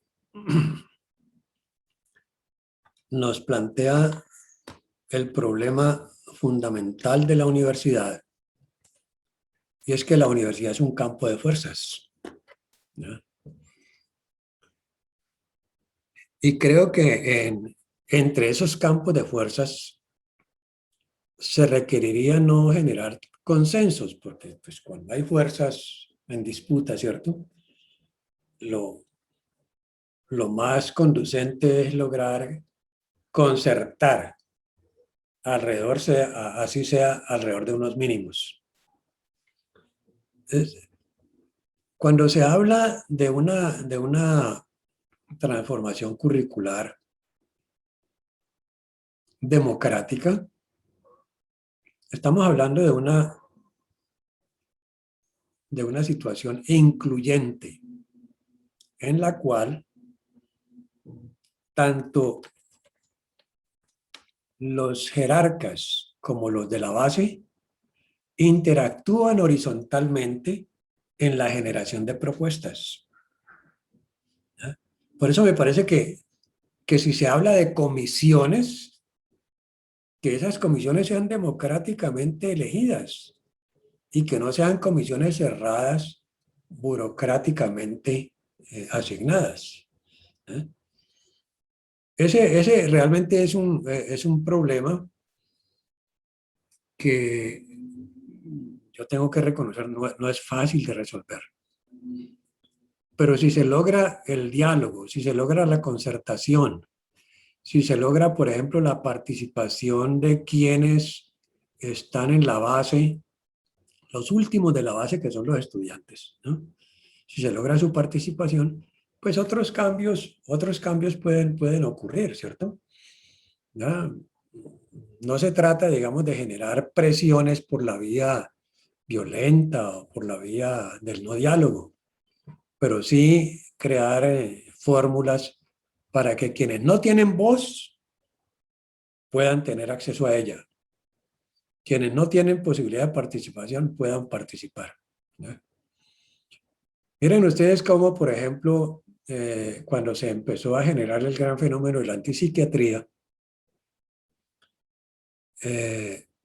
dos psicoanalistas franceses, Deleuze y Guattari, plantearon que la recuperación de una persona con problemas mentales, un loco, digamos, como se dice cotidianamente, no era un asunto exclusivo de los psiquiatras. Creo que esa fue una formulación increíble. No era un asunto de los psiquiatras, sino que era un asunto de toda la institución. O sea, que todos los actores institucionales estaban comprometidos en la recuperación de ese paciente. Desde el psiquiatra, desde el director de la clínica, hasta la persona que elaboraba, que hacía el aseo. O sea, todos participando en la recuperación de ese sujeto. Entonces, ¿por qué no podemos pensar en que el currículo es un evento socializado, es un evento compartido? No es un evento repartido. Miren, no es lo mismo repartir que compartir, ¿no? Repartimos las tareas jerárquicamente definidas, pero no las compartimos. Entonces resulta que el de la comisión, de la subcomisión elabora un excelente documento y lo manda a la comisión y la comisión dice, no, eso no es así. Y cambia el documento de la subcomisión. No, entonces una cosa es repartir. O sea, una cosa es la división rígida del trabajo y otra cosa es la división flexible del trabajo. La división rígida del trabajo separa. La división flexible del trabajo incluye. Entonces, la fórmula sería que el proceso de reestructuración o de cambio curricular fuera un proceso incluyente y no un proceso burocrático, excluyente, jerarquizado, ¿ya? Y creo que ya lo dije, burocratizado. O sea, que no se convierta en, que no sea el modelo burocrático político el que define el cambio curricular, sino que sea el modelo, como se dice, el modelo democrático, donde todos pueden participar en ese cambio curricular. ¿Ven? Eso cambiaría perfectamente la morfología. Y miren que no estamos hablando de política, estamos hablando de modelos. ¿Eh? Cambia el modelo, cambia la forma de organización. Cambia la forma de organización, otras cosas aparecen en la división del trabajo y cambian las relaciones sociales. ¿Eh? Entonces, por eso me parece, por ejemplo, los estudiantes son protagonistas claves en el cambio curricular. Pero ¿cuándo se escucha su voz? Solo bajo presiones. Tomemos el ejemplo. Miren, ahora en Colombia, después de todas esas protestas de 2 meses, que culminó con un estallido social muy grande, apareció un grupo nuevo que se llama el grupo de la primera línea, el que siempre se enfrenta con la policía. Pero ese grupo empezó a ordenarse y a crear una fuerza política, digamos, de resistencia, que ¿en qué ha terminado? En que empiezan a tener voz nacional, empiezan a tener voz. Desafortunadamente tuvieron que apelar a la violencia para tener voz. No se trata de eso en la universidad, evidentemente, pero sí recuperar la voz de quienes a la hora de verdad padecen el currículo, ¿no? Yo creo que había que agregarle un término a los que elaboró José Jimeno Sacristán, ¿no? El currículo normativo, el currículo prescrito, el currículo enseñado y el currículo padecido. Yo le agregaría el currículo padecido, ¿no? Aquel que me imponen a mí como estudiante, que yo tengo que seguir porque si no, pues no puedo terminar mis estudios. Keisel. Muchas gracias, don Mario.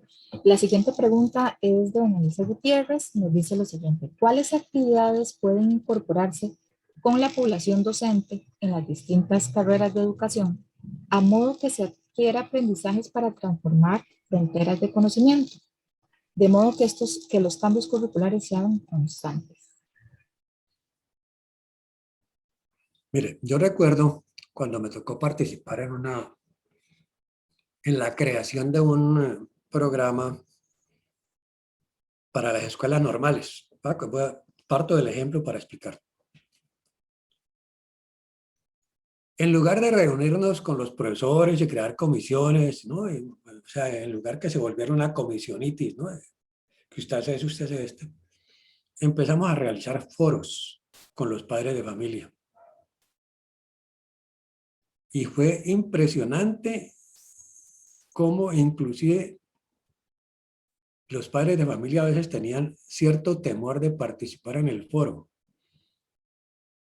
Y anecdóticamente recuerdo cómo me pasaban papeles, hojitas dobladas, contando los padres de familia las cosas que las maestras les hacían a las niñas. Inclusive por allí me enteré, por esa situación me enteré del caso de un suicidio de una niña a la cual la profesora cada vez que presentaba sus cartulinas, ¿no? Etcétera, etcétera, se las rompía delante de los estudiantes. ¿Qué quiero decir con esto? Que un primer paso no es el generar una división rígida del trabajo. Un primer paso es aglutinar. Yo creo que, por ejemplo, sería muy interesante realizar foros curriculares con los docentes. Foros curriculares, e inclusive foros abiertos, donde inicialmente participen docentes, estudiantes, administradores, si quieren, las mismas jerarquías de la universidad. O sea, foros en los cuales se debata el cambio curricular. Es decir, vamos a debatir el cambio curricular. ¿Qué es el cambio curricular y cómo el producto de lo que nosotros pensemos sobre el cambio curricular va a ilustrar las transformaciones curriculares de los programas de la UNED? ¿Ven? Entonces, yo creo que allí, digamos, ya hay una estrategia muy importante. ¿Por qué? Porque esa estrategia, como lo he venido diciendo, es incluyente. Yo prefiero decir incluyente a inclusiva, ¿no? Porque inclusiva es un calicismo, un anglicismo que no me agrada. O sea, es incluyente. ¿Eh? Favorece el diálogo horizontal. ¿Eh? No se va a hacer el diálogo, vamos a hacer el diálogo primero con los estudiantes, vamos a hacerlo con los profesores, vamos a hacerlo con administradores, vamos a hacerlo... No es un diálogo rígidamente clasificado, ¿no? Donde cada uno tiene su voz, ¿no? Los maestros dicen una cosa, los estudiantes dicen otra, y a la hora de confrontar, pues claro, nunca va a haber entendimiento. ¿Qué genera un foro de este tipo? Genera la posibilidad de empezar a vivir y a tener el sentimiento de convivencia, de la convivencia horizontal, del derribe de ciertas jerarquías que tenemos tan arraigadas en nuestra conciencia, el profesor allá, el profesor acá y usted, señor estudiante, allá. No, ambos son actores de ese proceso formativo. El estudiante tiene que aportar cantidades a ese proceso formativo, pero nunca se escucha su voz. Su voz se escucha cuando el profesor lo ordena nomás. ¿Eh? Entonces, creo que en este tipo de escenarios y en una universidad democrática, digamos como la UNED, ¿eh? Este tipo de acciones reivindicarían una coyuntura histórica, digamos, en el proceso de reflexión del cambio curricular. Yo los invitaría a desarrollar eventos que empezaran por reflexionar el cambio curricular. ¿Qué es el cambio curricular? En todos estos aspectos que he planteado en sus determinaciones macrosociales, macrohistóricas, en sus microorganizaciones, en sus fundamentos, en los aspectos contextuales, epistémicos, etcétera, etcétera. De allí saldrían cosas muy interesantes. Saldría una producción inclusive textual de los profesores. de los estudiantes y conduciría a sentar las bases para un real programa de cambio curricular. ¿Seguimos?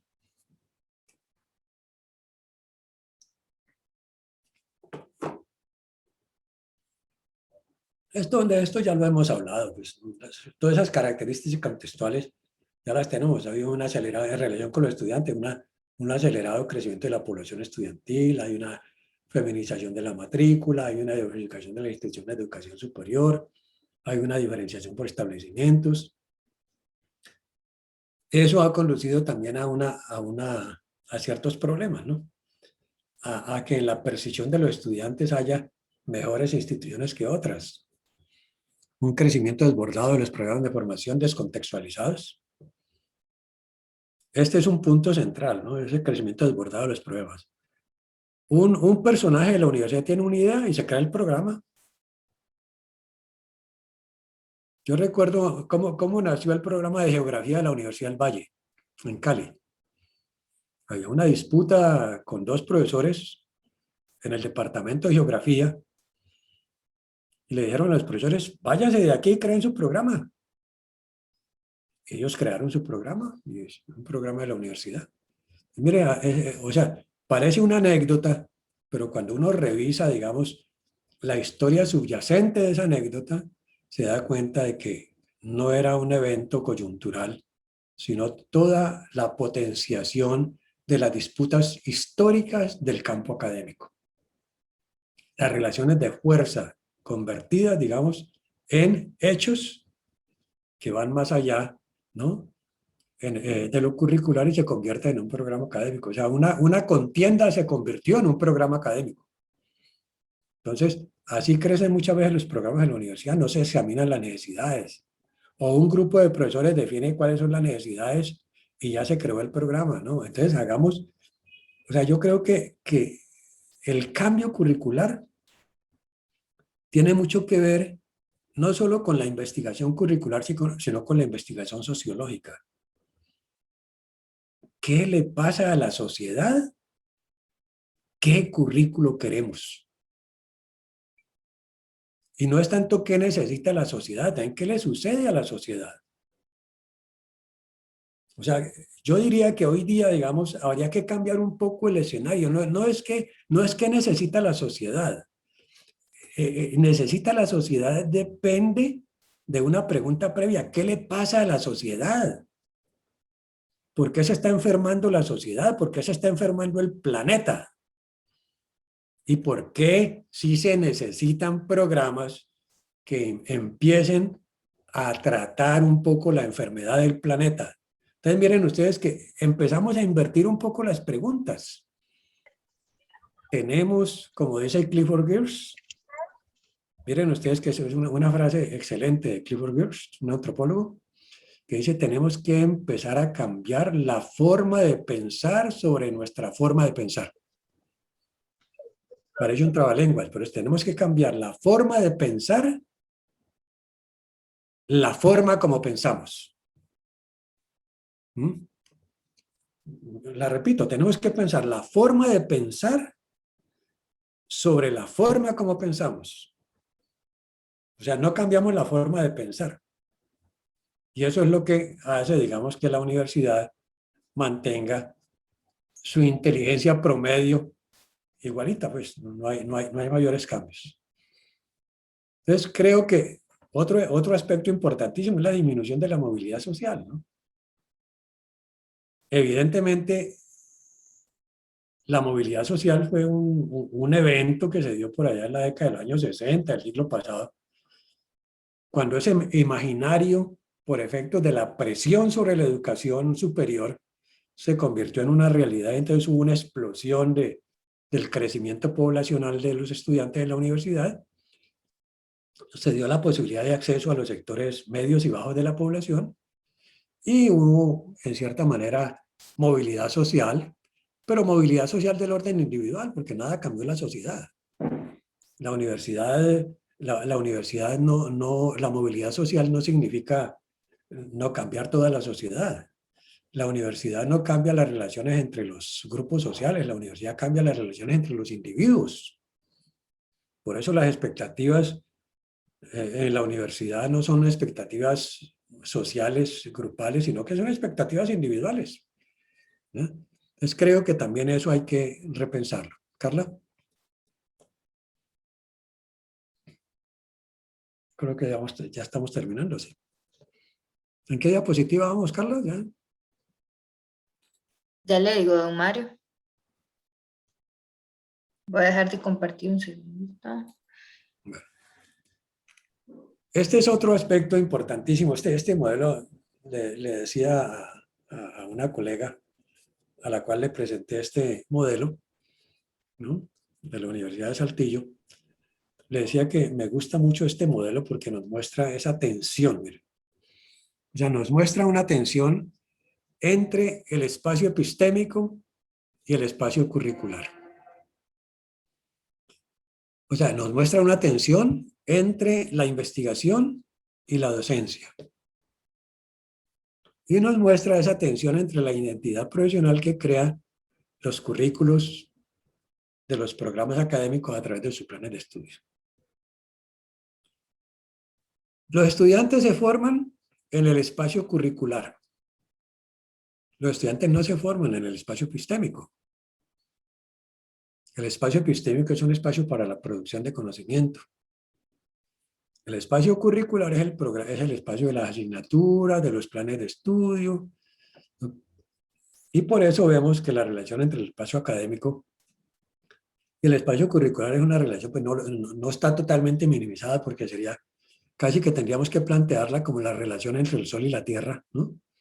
El Sol 1 metro de diámetro, la Tierra 0.1 centímetro de diámetro. O sea, el espacio curricular es mínimo, pequeñito, es una porcioncita de todo el conocimiento producido en el espacio epistémico que llega al campo curricular.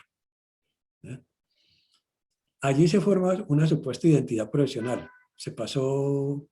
Entonces, ¿qué debiera hacerse? Yo diría que, si no totalmente, por lo menos en un alto porcentaje, que los estudiantes tuvieran desde temprano acceso a ese espacio epistémico y no simplemente a las enseñanzas de la materia del profesor. ¿Y cómo se podría realizar eso? A través de involucrar a los estudiantes en investigaciones con sus profesores. Que no sea la investigacióncita que mande uno, vayan, investiguen en su casa tal cosa y me lo traen para mañana, ¿no? Eso es un remedio de investigación.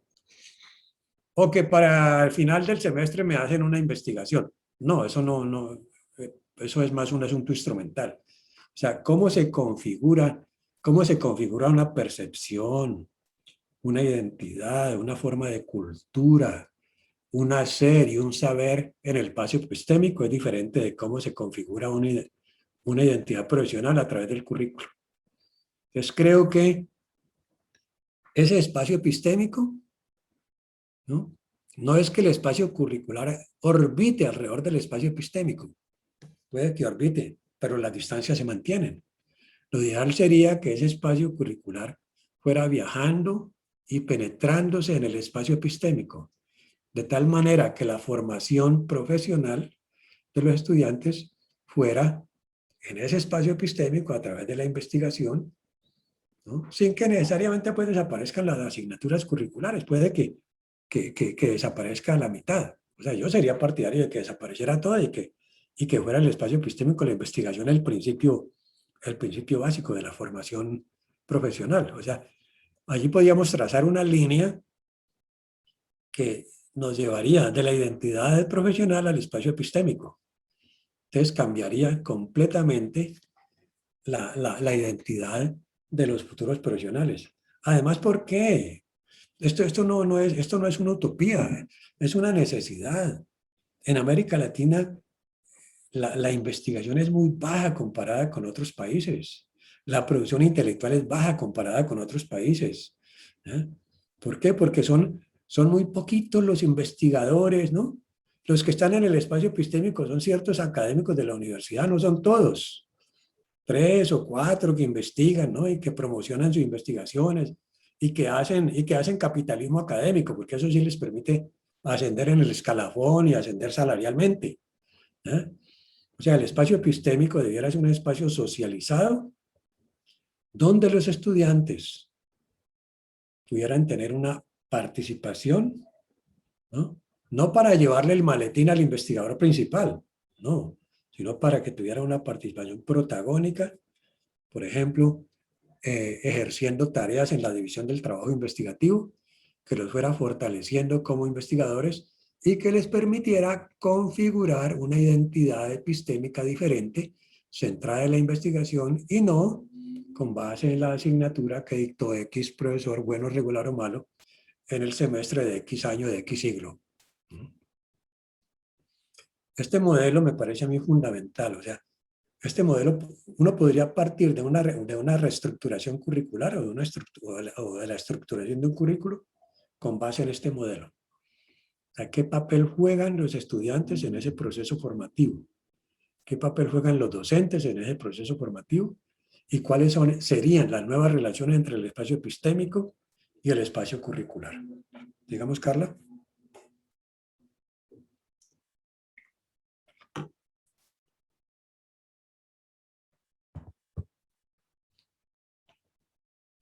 Aquí tenemos el otro personaje de este gran cambio curricular, es el docente, ¿no? Él está dentro de una profesión en la universidad, ¿no? Él tiene una identidad epistémica. Se cinde, por una parte es un investigador, por otra parte es un docente, entonces su identidad está cindida, ¿no? Su identidad jerárquicamente es diferente, ¿no? Se siente muchas veces más investigador que docente, pero hay otros docentes que su identidad está muy devaluada porque los investigadores lo consideran simples docentes porque ellos no investigan. Entonces creo que también debiera romperse un poco esa jerarquización entre investigación y docencia para que investigación y docencia fuera un evento horizontal. O sea, que la investigación esté incluida en la docencia y que la docencia sea un principio investigativo, ¿ya? Eso se puede pensar, ¿eh? Cambia las percepciones de la vida académica, cambia las percepciones del conocimiento, cambia la percepción del estudiante, cambia la percepción de los otros docentes y sobre todo morigeraría esa gran disputa territorial, ¿no? En el campo académico, que bien ha sido radiografiada por Tony Becker en su famoso libro Tribus y Territorios Académicos. O sea, quitar un poco ese tribalismo académico que existe en la universidad para que podamos, ¿no?, generar otra universidad, una universidad democrática. ¿Seguimos?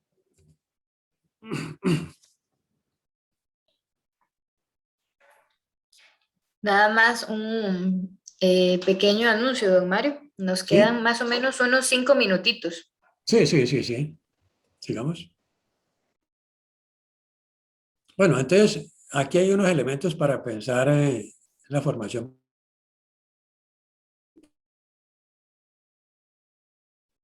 ¿Pasamos?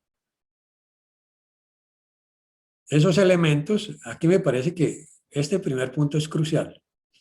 Hoy las fronteras entre las profesiones no son nítidas. Adquieren relevancia zonas intermedias, líneas de cruce, fronteras desplazadas, territorios híbridos, tecnologías transversales. O sea, el mapa de los límites, el trazado del mapa, digamos, ¿no?, de las profesiones ha cambiado. Y si ha cambiado, eso tiene que traducirse en cambios que no son los que encontramos en la universidad.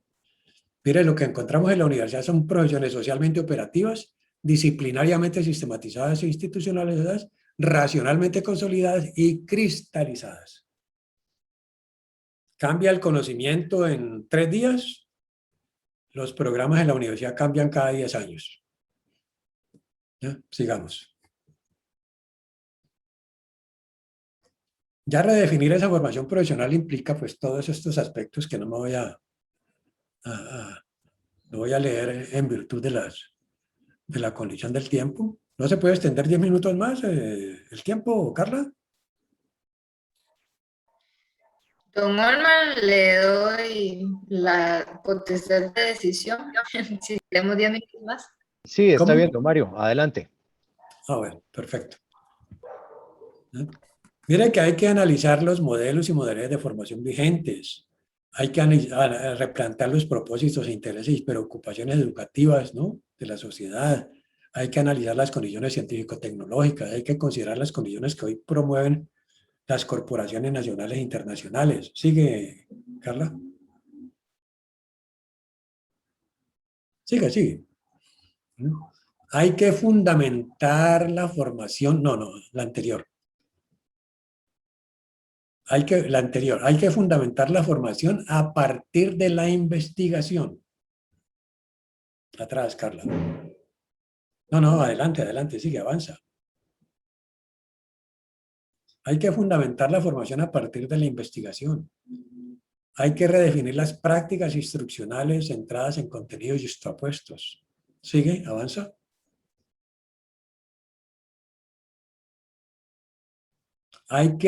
Y una tarea fundamental es de construir los programas de formación profesional ordenados en asignaturas jerarquizadas, estratificadas y mediadas por secuencias y seriaciones rígidas. Ese es una tarea básica. Los otros son importantes: el estado actual del conocimiento, los principios de orden social, las formas de organización del conocimiento integradas. Ese primer punto de construcción va con el último. La introducción en el currículo de formas de organización del conocimiento integradas y modalidades de relación socialmente participativas y colaborativas. ¿No? Sigamos.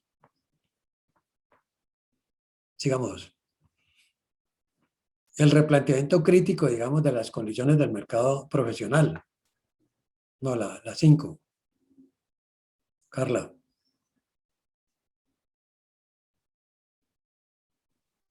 Solo me aparecen con un número 4. Sí, la número 4, sí. ¿Ya? La diversidad de roles y tareas que deben cumplir los profesionales del siglo XXI, la inestabilidad del mercado laboral y el crecimiento de un mercado profesional transnacional. ¿Ya? Las nuevas formas de organización del trabajo, que hoy día son socializadas, participativas, colaborativas y de base inter y transdisciplinaria. Miren ustedes que hoy día ya los grupos de trabajo, los equipos de trabajo son virtuales y supongamos que está trabajando, digan ustedes, en controles, ¿no? Hay un personaje en Suiza, otro en el Japón, otro en Canadá, otro en México, y todos los días se reúnen a participar, ¿no?, en un trabajo transdisciplinario. ¿Por qué? Porque tienen que construir un determinado dispositivo. Y para construir ese determinado dispositivo es el aporte de todos independientemente de su profesión. Es el conocimiento que aportan, no la profesión. Entonces, en la producción de conocimiento se aporta conocimiento, no profesión. ¿No? ¿De dónde viene usted? No, yo vengo de la sociología. No sirve. ¿De dónde viene usted? De la antropología. No sirve, etcétera, etcétera. No. Es el conocimiento. 5, sigamos.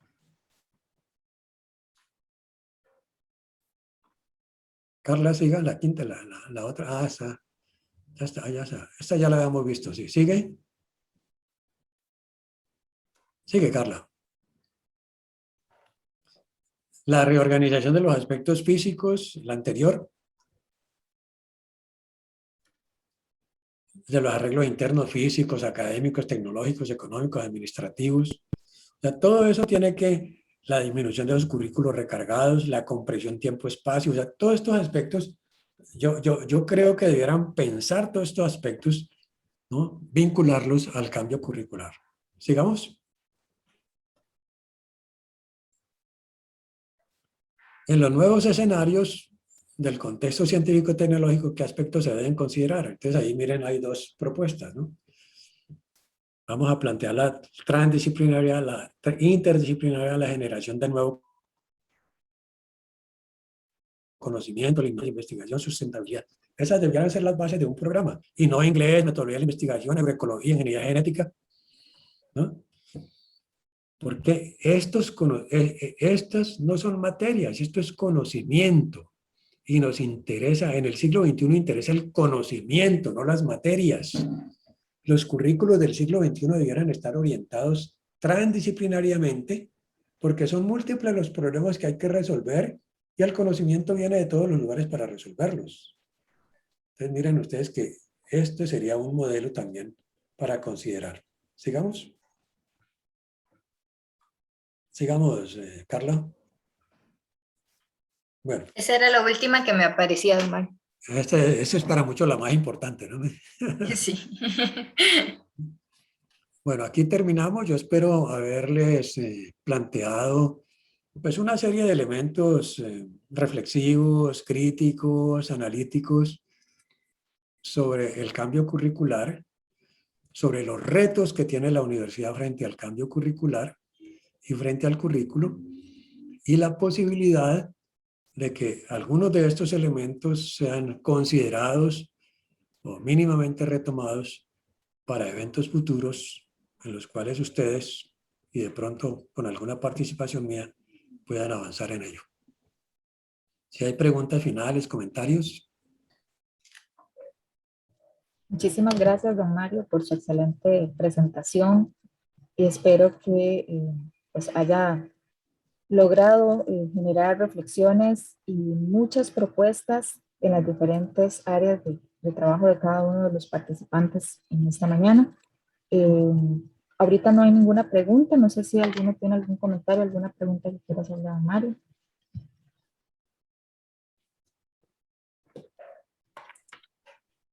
O si no, continuamos, don Olman. No, ya todo el mundo tiene ganas de irse a almorzar, ¿no? Gracias, Mario, por las reflexiones, ¿verdad? Yo creo que nos plantea todo un reto. En primera instancia, disculpame si hubo un malentendido ahora con el corte del sonido a la hora de las preguntas, ¿verdad? Claro, eso por ahí para que no se preste malos entendidos. Yo creo que nos dejas, Mario, varios retos, es decir, cuando conversábamos previo a esta conferencia en el tema de que un cambio curricular no es como una movida y un acomodo, ¿verdad? Sino que nos lleva también a una serie de compromisos. Y sobre todo hay un tema importante acá, el tema de la investigación, el tema de la inclusión de la población estudiantil, creo que es esencial en esa toma de decisiones. Nuestras universidades son universidades y en eso es evidente, ¿verdad? Nosotros duramos 2 años en llevar a implementar el plan, otros 5 en volver a evaluarlo y nuevamente la realidad cambia. Eso nos presenta un reto. Y yo creo que los compañeros docentes encargados de cátedra que están acá tienen que tomar muy en cuenta eso, ¿verdad? Cómo nutrimos. No esperamos a que se tomen decisiones curriculares o académicas para proceder a incorporar esos cambios, sino que es llevar el pulso con esa realidad. Eso es todo un reto para nosotros. De igual forma, el compromiso de democratizar mucho la discusión, el diálogo, ¿verdad? De hecho, nosotros tenemos una propuesta de hacer eso. Cuesta muchísimo, pero establecer esa ruta de intercambio, de diálogo para estar retroalimentando lo que hacemos es esencial. Agradecerte, Mario, de verdad. Y yo creo que nos vamos con más preguntas y más cuestionamientos de lo que tenemos que hacer en términos de trabajo, un plan de estudios. También saludo acá que nos acompaña el colega Miguel Díaz de la UNAM, que nos está acompañando por acá el día de hoy. Espero también el liderazgo. Este tema de acercar vínculos y también de conocer otras percepciones, ¿verdad? Romper nuestro círculo inmediato como universidad, conocer otras experiencias y qué tenemos que trabajar y fortalecer nosotros es esencial. Agradecido, Mario. Ok, perfecto. Bueno, yo igualmente les agradezco y espero que no sea la primera vez que nos encontramos, ¿ya? Que haya posibilidad de nuevos encuentros para seguir dialogando sobre estos temas que son que tienen tanta relevancia, digamos, en el siglo XXI, ¿ya? Temas como la identidad profesional, eso que se denomina las competencias profesionales en el siglo XXI, ¿no? El quehacer de las profesiones, los estudiantes, etcétera, que son pues, temas que hoy día no están tan mediados, no están tan incluidos, perdón, en la crítica curricular, que tiende más bien a regocijar a los intelectuales del campo y no a presentar propuestas realmente transformadoras de este campo tan importante para la vida social.